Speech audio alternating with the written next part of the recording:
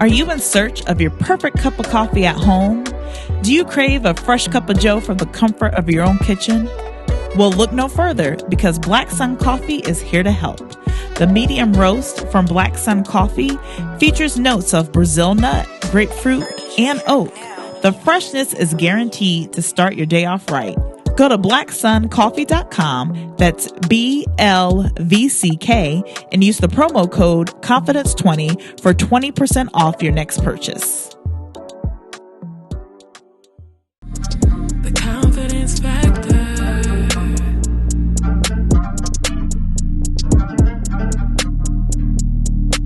The Confidence Factor.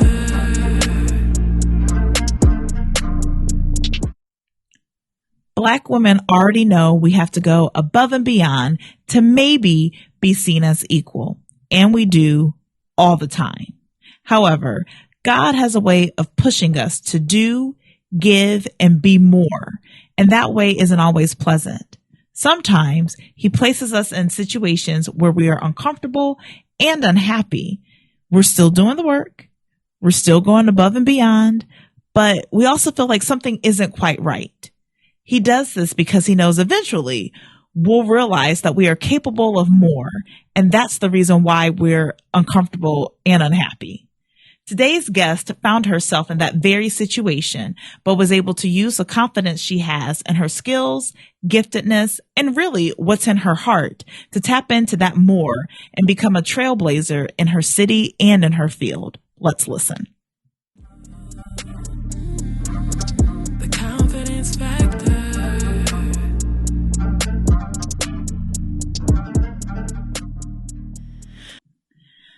So, what does it take to be a trailblazer? We're about to find out, because today's guest is exactly that. Hailing from Akron, Ohio, she is a graduate of Kent State University, go Flashes, the Cincinnati College of Mortuary Science, and Ashland Theological Seminary. She is a youth pastor at her church, Mount Calvary Baptist Church, and I think it's important to note that she is also a gifted preacher and singer. She is the owner and operator of Wilkinson Funeral Home, the first funeral home in Akron, Ohio, owned by a Black woman. A member of the first and the finest, please welcome my dear sorority sister, Brandee Wilkinson, to the Confidence Factor. Hello. Welcome. Thank you for having me. Welcome. So before this started, we were trying to figure out how we met and how long we've known each other. I don't know if we have the answer to that yet. Yeah, I feel like we've known each other for years without really knowing each other. So I feel like we've known who we were. Mm-hmm. You know what I mean? Oh yeah, Leah, I know her. Mm-hmm. But not necessarily in a close, we may have known each other through mutual friends or through church. But yeah, it's been a while. It has. But I like, we've known of each other, but we didn't know each other yet. Right. So that's a good way. I like your sweatshirt, by the way. Thank you. Love it. Gotta rip. You got to. So as you know, this is all about confidence. And so to jump right in, how do you define confidence? My definition of confidence is really brief. I believe it to be a belief or a feeling about either oneself or a certain thing. That's really it. It's a belief or a feeling. Mm-hmm. And so what is kind of the story about your life or the story of your life that has led you to this place of confidence or the feeling or the belief of confidence in your own life? Oh my goodness. We could really be here forever talking about that. Uh-huh. So specifically or just broadly? Whatever you want to say. It's been certain areas of my life where my confidence has wavered, okay. And so really, and as you know, as a Black woman, we have to always try and go above and beyond just to be equal. Mm-hmm. And so, as far as my industry, the funeral industry is concerned, just to try and feel like I'm on the same level playing field with my colleagues, it took a lot of confidence to get there, to feel like I can do what they do. And on a personal level, and I've shared this story before, how my husband and I struggled with infertility. And we've been married for 16 years. And for the first 5 years, we were trying to get pregnant to no avail. I did get pregnant once, and it was a tubal pregnancy. And I'm in my early 20s at this point. And so, going to my friends' baby showers and, just seeing other stuff, it was killing me. Mm-hmm. And so my confidence, just took a toll. Mm-hmm. And for women, as you know, a lot of our confidence comes from the things that we can achieve as a woman. Mm-hmm. And so me not being able to keep a pregnancy really took a toll on my confidence, made me feel like I wasn't or I was less than a woman. And so that journey, my daughter, she's 10 now. And so it's been, years and years and years of ups and downs as far as, my confidence is concerned. And honestly, there are still some days where I struggle with that because, my daughter who, I would lay down my life for, is not, my blood child. And so I still struggle and still, at times, struggle with the idea of not being able to, carry my own blood. So there we are, it's a journey. Definitely, which is, what my daughter's name. It is. And, that, it was a reason for her naming, and it just, it's a journey. Mm-hmm. Absolutely. Did you name her? Yes. Okay. Mm-hmm. Yep. So we were able to name her. My husband cut her umbilical cord, and then, she was ours from day one. And so, she is ours. There's no doubt about it. Absolutely. But, just that human feeling of not being able to. And honestly, when I see other pregnant women, I do get a feeling of like, that was never me. Mm-hmm. And so, honestly, that still, that confidence wavers. Mm-hmm. And it's interesting because, someone might look at you and see, the barriers that you're knocking down and the history that you're making. And it's just like, oh, she's got it all together, or, oh, her life might be X, Y, and Z, or just whatever. But, when we look at ourselves, because I know people have said this to me, and it's just like, yeah, in this regard, sure. But I'm like, there's these other, I was in a leadership institute a couple of years ago, these other tanks. So like the play tank might be full, the work tank might be full, but this tank may not be so full in the way that people might think it is. Right. So, absolutely. Definitely. And, you just don't know what other people are going through. You really don't. And like you said, it may look like you have it together on the outside, but there are some, and a lot of women and a lot of people in general, there are a lot of broken areas, internally that people know. Absolutely. Well, shifting to the work tank, what made you want to go into the field that you're in? So when I went to Kent, my undergrad was in psychology. And so I always figured I would be a psychologist. And then, as senior year started coming up, I'm like, do I really want to do this? And I said, well, what else can I do? And this is honest thinking. I was like, what else can I do where I can jump in and make some good money without still having to immediately get my master's or my PhD? So I started really tapping into what some of my passions were. And one of them obviously was counseling. And then I started thinking about grief counseling. And then that just led to, I think I want to go to mortuary school.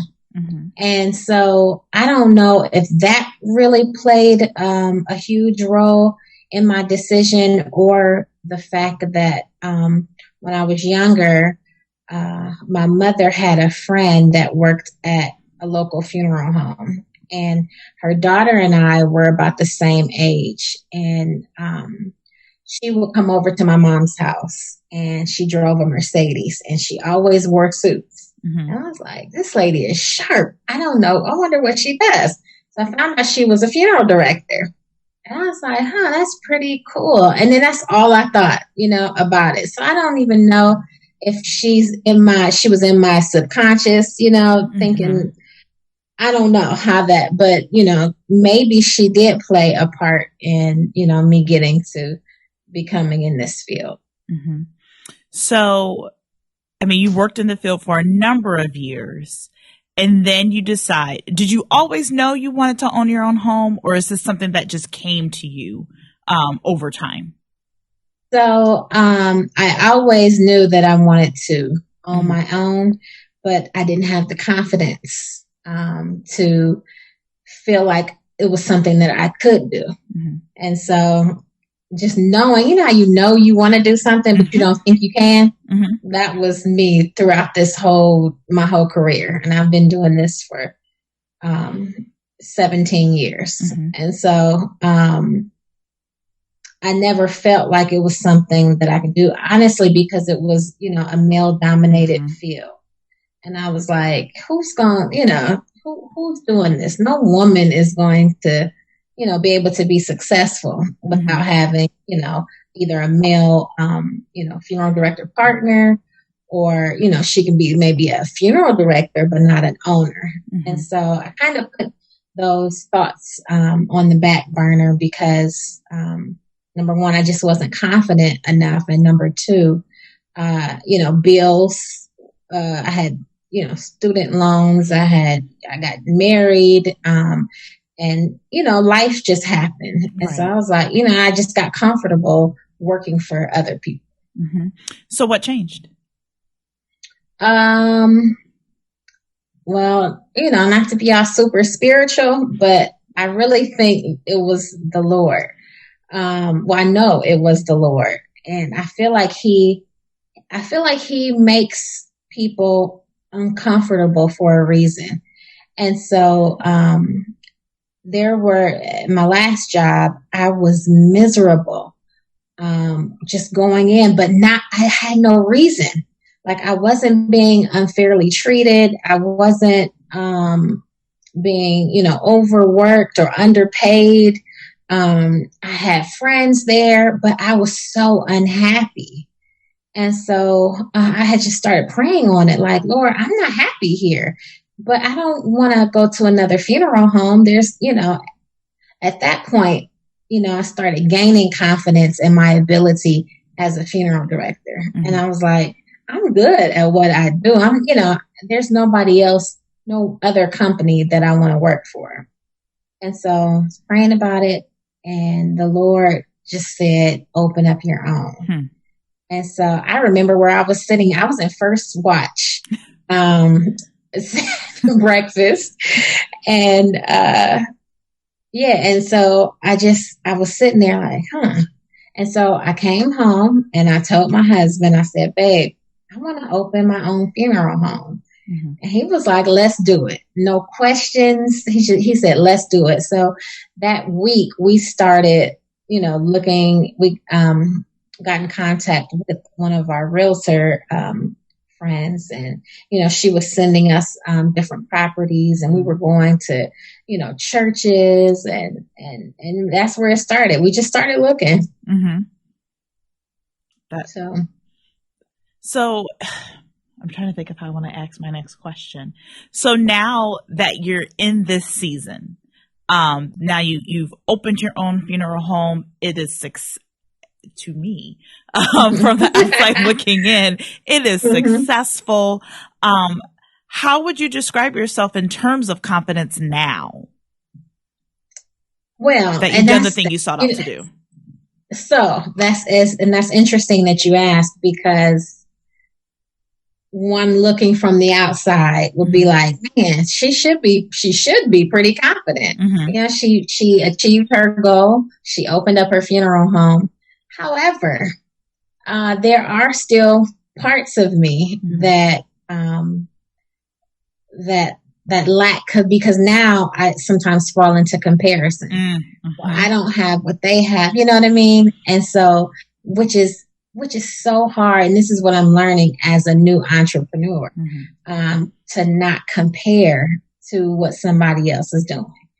God called you to do this work and to be in this lane. And those that love it will support you, and those that don't, they won't, and that's fine too. So that's an everyday process, as just because I'm beginning, it's April 1st will be 2 years. And so as a beginner entrepreneur, I still struggle with the whole competition thing. But however, one thing that I am confident in is that the Lord called me to do this. And so that's where, any days that I'm discouraged or I'm tired emotionally or mentally, the thing that keeps me going is knowing that I'm where the Lord told me to be. Absolutely. So what would you say then is your confidence factor? You're feeling really good. Things are going well. You're firing on all cylinders. You sit back in your office and said, "Oh, yes, that is a good day." What is that special something that you feel is the confidence factor that you bring to what it is that you do? What would you name it? Man, I don't even know if this. It's kind of hard to say this, because I guess at the end of the day, if everything went well for the day, I did a funeral and the funeral was perfect. The family was well pleased with everything, and I'm sitting back in my office, and I'm just reflecting. I would have to say that,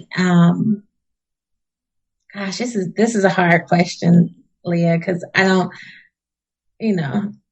okay, so let me tell you. So I struggle with speaking too highly of myself, which is crazy, because I'm people that probably look on the outside probably be like, no, she don't, but I really do. And so I really don't all the way feel comfortable sharing what I think my confidence factor is, because it may come off as sounding cocky when that's not my heart. You know what I mean? I know, but we're going to own it today. Gosh. Well, I will just say that maybe, I think that for a female funeral director, you have to be charming to some degree. And so, sometimes, when I feel like I'm in my zone, I just feel like my charm or my personality takes over. And that's what wins for me every time. I don't necessarily think that, I think I'm decent looking, you know what I mean? But, I don't really think that it's the looks per se. I just think that it's the charm or even the confidence that people can feel that I have about my work. So I mean, it's a difficult question to answer. But I'm glad you answered it. And let me tell you why. I don't think it's a cocky thing at all. And though I know it's hard to do sometimes, but sometimes people will affirm you, like I'm getting ready to do now. And so it's a package. Like you are a package deal, and you have a warmth and an energy about you. Like there is this, and I'm going to throw empathy too. Like you throw all those things in together. And I think that's the package or the charm, that makes people feel at ease and feel like you're going to take care of them. And so it's okay to own it. Cause that's what I'm like, I'm going to agree with you. Like you have this energy. Okay. That's fair. Is settling. Like, it's just like, I can breathe like in your presence. You know what I mean? I appreciate that. And honestly, I've heard a lot of families say that when we're making arrangements, when we're done, they'll say, man, that went so much better than I thought it was going to be. It was so smooth. You were so calm. And that really makes me feel good, you know? So I appreciate you, you know, sharing that. And it's just hard for me to say those things about myself. Okay. You know, I just, it is okay. I've been going off my script the whole time. Like this is, I love it. I'm like, I've got these questions. So I'm like, I'm asking them, but I keep thinking of more questions to ask. How would you say, and who knows, like she's 10, so it might be lost on her and maybe it's not. But how would you say what you're doing is communicating to your daughter?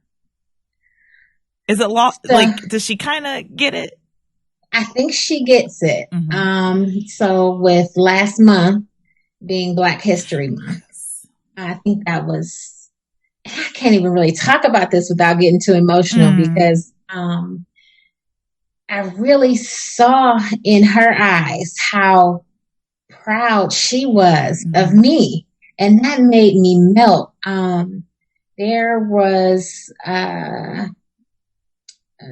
maybe sometime last year, we bought our first billboard on Lover's Lane, and we didn't tell her about it.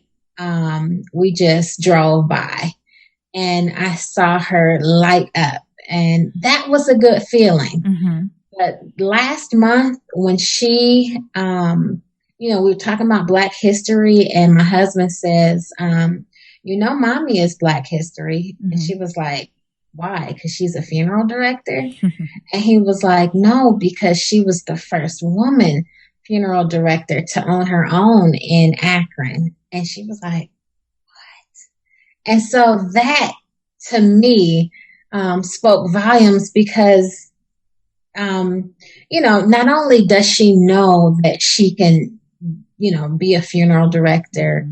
Right now she thinks she's going to be a gymnast, but whatever. But now she knows that she can own it. And for me, that just does something for me because, she, I honestly, I'm so, it's different. I would guess, when you're raising a child that is not biologically yours, because there's a huge confidence factor that you have to pour into them to let them know that they are accepted, they are loved, they're special, they're valuable, right? And so, we try to constantly pour those things into her, especially because she's a brown skinned girl, and she's in the minority at her school. She's I think she's the only Black girl in her classroom. And, just trying to pour into her how special she is. Right. But it's a different feeling when, you try and pour into her, something that you've created, You know what I mean? Like I can pour into you about being an entrepreneur because I am one. And just to see how, you know, I was featured in the Beacon Journal a few weeks ago. And when I brought the paper home, she lit up. And even today, which was crazy, I have somebody I know works at Emmanuel Christian Academy. She's a teacher, and she sent me a picture and said, one of my students chose you as Black History. I love and that. he had a poster board and everything. And I was just like, wow, this melts my heart. So I showed my daughter, and she was like, she did Beyonce for Black History. She was like, why didn't I think of you? I was like, I don't know, babe. But, you know, she's like, well, next year. And I said, okay. I love that. I love that. You know, I mean, Leah, it's just, I can't even describe the feeling. And that's more important to me than what I've actually accomplished. It's just, you know, and you'll see this as, you know, our little legacy grows up and she starts, you know, understanding how accomplished you are. That's seeing her proud of you is going to melt your heart. It's going to melt you. I'm looking forward to it. Well, for my final question, and before I even go there, like, you've shared so much of yourself today, and I just want to say thank you for that, because you shared different facets of yourself, and I really appreciate your vulnerability today. But yes, pick a number between 1 and 39. 4. Okay. So knowing what you know now and everything that you've experienced and how you've grown in terms of your confidence, what would you tell your 4-year-old self? Ooh. I'm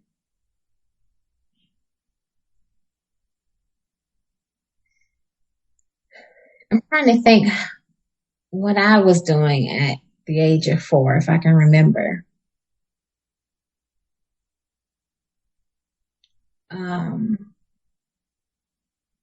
Honestly, it's going to sound cliche, you know,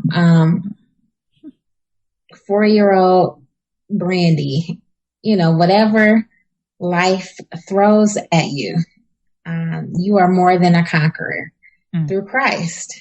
And no matter what obstacle comes your way, it's there to make you grow. And obviously, you know, the cliche part is, you know, you can be at whatever you want to be, whoever you want to be. You can do whatever you want to do. But you know, and there'll be times when you steer off the wrong path. You know, that happens. But as long as you jump back on at some point, that's what matters. And whatever you decide to do in life, do it from your heart. So if you want to do hair, do that hair from your heart.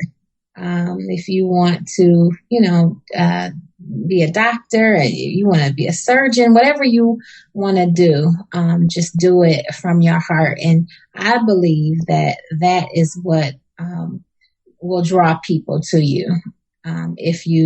Because if you do things from your heart, they can feel it. That's all I got.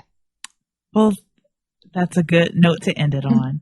Brandee, thank you. I really appreciate you being here. I appreciate you having me. So before I let you go, let everybody know where they can find you in terms of your social media, your website, and just whatever you want to share. Talk about the funeral home, you know, whatever you want to tell people. So as far as the funeral home is concerned, we are located at 1158 South Arlington Street in Akron on the east side. we are coming up on our 2-year anniversary, April 1st.